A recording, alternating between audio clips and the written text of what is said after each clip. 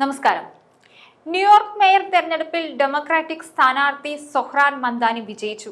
ഇതോടെ ന്യൂയോർക്കിന്റെ ചരിത്രത്തിലെ ഏറ്റവും പ്രായം കുറഞ്ഞ മേയറായി 34-കാരനായ മംദാനി.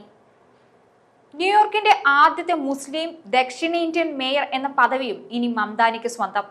ട്രംപിന്റെ പിന്തുണയുള്ള സ്വതന്ത്ര സ്ഥാനാർത്ഥിയും മുൻ ഗവർണറുമായ ആൻഡ്രൂ ക്യൂമോ മംദാനിയേക്കാൾ ഏറെ പിന്നിലായെന്നാണ് റിപ്പോർട്ടുകൾ. റിപ്പബ്ലിക്കൻ പാർട്ടി സ്ഥാനാർത്ഥിയായി കർട്ടിസ് ലീവ് മത്സരിക്കുമ്പോഴാണ് ബലാത്സംഗ കേസിൽ ഉൾപ്പെട്ട ക്യൂമോയെ ട്രംപ് ഔദ്യോഗികമായി പിന്തുണച്ചത്. അഭിപ്രായ സർവേകളിലും മംദാനിയായിരുന്നു മുന്നിൽ.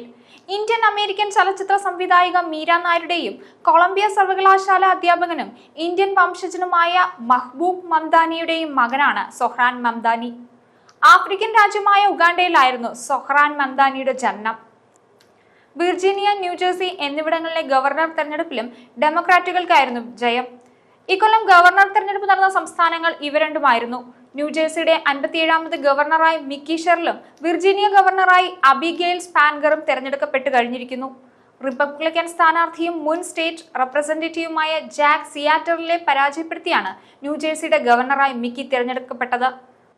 2 വനിതകളെ ഗവർണർമാരായി തെരഞ്ഞെടുത്തുവെന്ന ചരിത്രവും ന്യൂജേഴ്സിയും വിർജീനിയയും കുറിച്ചു. 2026 നടക്കുന്ന US ഇടക്കാല തെരഞ്ഞെടുപ്പുകളെ സംബന്ധിച്ചിടത്തോളം ഇപ്പോൾ പുറത്തുവരുന്ന തെരഞ്ഞെടുപ്പ് ഫലങ്ങൾ ഏറെ നിർണായകമാണ്.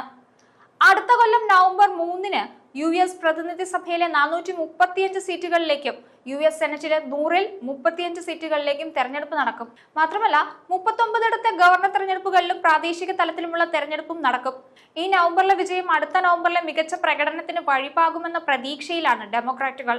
വിജയിച്ച ഡെമോക്രാറ്റ് സ്ഥാനാർത്ഥികൾക്ക് അഭിനന്ദനം അറിയിച്ചുകൊണ്ടുള്ള US മുൻ പ്രസിഡന്റ് ബരാക് ഒബാമയുടെ എക്സിലെ കുറിപ്പിലും ഡെമോക്രാറ്റുകൾക്ക് തിരിച്ചുവരാൻ സാധിക്കുമെന്ന പ്രതീക്ഷ പങ്കുവെക്കുന്നുണ്ട്. ഇന്നലെ രാത്രി വിജയിച്ച മുഴുവൻ ഡെമോക്രാറ്റിക് സ്ഥാനാർത്ഥികൾക്കും അഭിനന്ദനങ്ങൾ. പ്രാധാന്യമുള്ള വിഷയങ്ങൾക്ക് പരിഗണന നൽകുന്ന ശക്തരും ദീർഘവീക്ഷണമുള്ളവരുമായ നേതാക്കൾക്ക് ചുറ്റും നാം ഒത്തുചേരുമ്പോൾ നമുക്ക് വിജയിക്കാനാകുമെന്നതിന്റെ ഓർമ്മപ്പെടുത്തലാണിത്. ഇനിയും ധാരാളം കാര്യങ്ങൾ നമുക്ക് ചെയ്തു തീർക്കേണ്ടതുണ്ട്. എന്നിരുന്നാലും ഭാവി അല്പം കൂടി പ്രകാശനമായി തോന്നുന്നു എന്നായിരുന്നു ഒബാമയുടെ കുറിപ്പ്. അടുത്ത കൊല്ലത്തെ ഇടക്കാല തെരഞ്ഞെടുപ്പിന്റെ രാഷ്ട്രീയ അന്തരീക്ഷത്തെക്കുറിച്ച് സൂചന നൽകുന്നതാണ് ഇപ്പോഴത്തെ ഫലങ്ങളെന്നാണ് രാഷ്ട്രീയ നിരീക്ഷകരുടെ വാദം. ട്രംപിന്റെ ഭരണകാലയളവിന്റെ 2ാം പകുതിയിൽ US കോൺഗ്രസിനെ ആര് നിയന്ത്രിക്കുമെന്ന് ആ തിരഞ്ഞെടുപ്പിലൂടെ വോട്ടർമാർ നിശ്ചയിക്കും. ട്രംപ് ഭരണകൂടത്തിന്റെ ആദ്യകാല ഭരണത്തിന്റെ വിലയിരുത്തലാണ് ഇപ്പോഴത്തെ തെരഞ്ഞെടുപ്പുകളിൽ പ്രതിഫലിക്കുന്നതെന്നും കണക്കാക്കപ്പെടുന്നുണ്ട്. ന്യൂസ് ഡെസ്ക്, ഈനാട് മലയാളം.